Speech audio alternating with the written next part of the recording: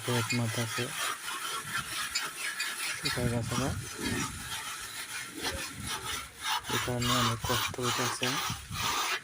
এটা হালকা ভিজা ভিজা মারতে হয়। আমরা ওইখানটা কাজ করতে করতে এখানে শুকিয়ে গেছে গা। একটু কষ্ট হবে, কষ্ট হইলেও কিছু করার নাই, কাজ তো শেষ করতে হবে।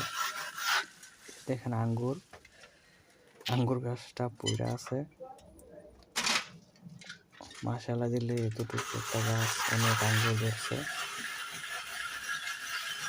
বাড়িটা খুবই ছোট, তার মাধ্যমে খুবই একটা ছোট একটা তরকারির মাজরা করছে। পাতা পাতা টমেটো, খুবই একটা সুন্দর একটা সাগরের মাছের।